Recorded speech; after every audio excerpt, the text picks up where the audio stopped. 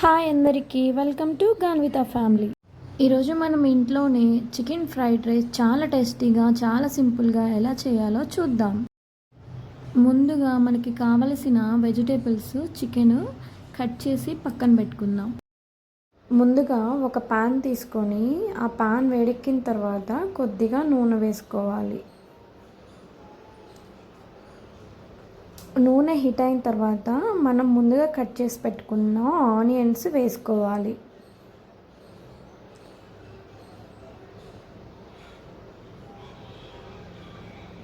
ఆనియన్స్ని కొంచెం వేయించుకోవాలి.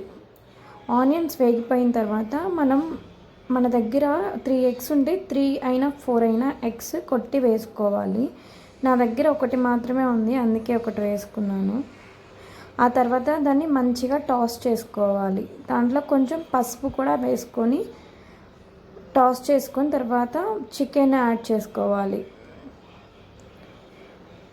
చికెన్ని మంచిగా టాస్ చేసుకొని అంతా వేగిపోయిన తర్వాత కొంచెం సాల్ట్, కొంచెం కారం వేసుకొని మనం మంచిగా టాస్ చేసుకోవాలి.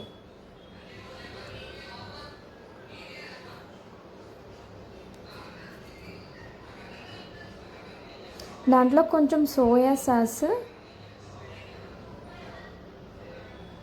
కొంచెం వెనిగర్ వేసుకోవాలి. తర్వాత టమాటా సాస్ కూడా కొంచెం యాడ్ చేసుకోవాలి.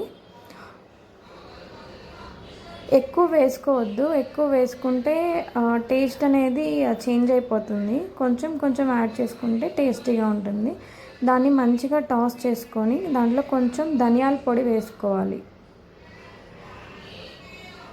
పెప్పర్ పౌడర్ ఉంటే పెప్పర్ పౌడర్ కూడా వేసుకోండి. నేను అన్ని మిరియాలు, ధనియాలు, జీలకర్ర వేసి పొడి చేసుకొని పక్కన పెట్టుకొని దాన్ని వేసాను.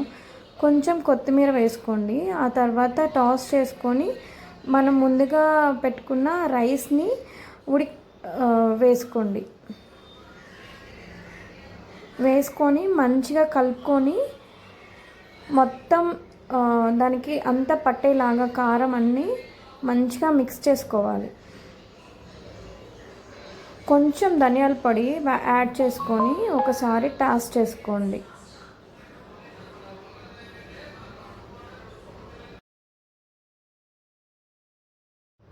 మనం హై ఫ్లేమ్లో పెట్టుకొని అంతా ఒకసారి మంచిగా మిక్స్ చేసుకోవాలి. ఉప్పు కారం ఏమైనా సరిపోకపోతే ఈ టైంలో యాడ్ చేసుకోవాలి. యాడ్ చేసుకొని అంతా ఒకసారి కలుపుకొని దాంట్లో కొంచెం కొత్తిమీర చల్లుకొని అది ఒకసారి మిక్స్ చేసుకొని మంచిగా ఇంకా దించేసుకోవడమే. అంతే, super tasty chicken fried rice ready. ఈ వీడియో కానీ మీకు నచ్చినట్టయితే please like, share and subscribe to my YouTube channel Ganvitha family. Thank you.